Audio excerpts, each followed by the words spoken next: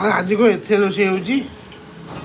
ଜାଣିପାରୁନ ବୋଧେ ଯୁଦ୍ଧ ପାଇଁ ଗ୍ୟାସ୍ ଆସୁନି ମିଳୁନି ଆଉ ଓ ସେଥିପାଇଁ ସତର୍କରେ ଆଗୁଆ ଟିକେ ସତର୍କ ହେଉଛି ଏତେ କରୁଛୁ। ଗ୍ୟାସ୍ ମିଳୁନି ଲାଷ୍ଟ ଚୁଲି ବି ଧରିବାକୁ ପଡ଼ିବ। ଗୋଟେ ଚୁଲି କିଣିକି ଆଣିବ ଚୁଲିରେ ରୋଷେଇ ହବ ଏଥରକ ଆଉ ଗ୍ୟାସ୍ ମିଳିବନି। ଓହୋ ସେଥିପାଇଁ ହଁ ଏଇଥିରେ ରୋଷେଇ ଚାଲିଛି। ହଁ ଏଥିରେ ଟିକେ ହବ ମାଛ ବେସର।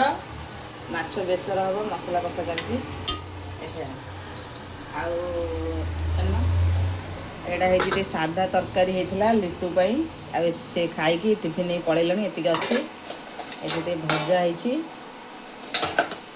ତାପରେ ହେଇଛି ଚୁନା ମାଛ ଭଜାକୁ ଏଥିରେ ମାଛ ବେସର ଦେଖୁନ ଏଠି ଏଇଟା ମାଛ ବେସର ହବ। ଆଣୁ ଦେଖୁନ ଏଠି ଏଇଟା ହେଲା ମାଛ ବେସର ହବ ଭଜା ହେଇକି ଥୁଆ ହେଇଛି।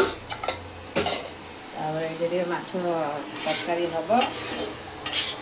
ଆଉ ସେଇଥିପାଇଁ ଏଇ ଯୁଦ୍ଧ ପାଇଁ ତ ସବୁ ଗଲା ଆଉ ତେଲ ବି ଲାଷ୍ଟକୁ ମିଳିବନି ଖାଇବା ତେଲ ସିଝେଇକି ସନ୍ତୁଳା କରି ସମସ୍ତେ ଖାଇବା।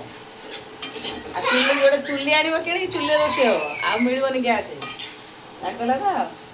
ଓକେ ଠିକ୍ ଅଛି। ହଁ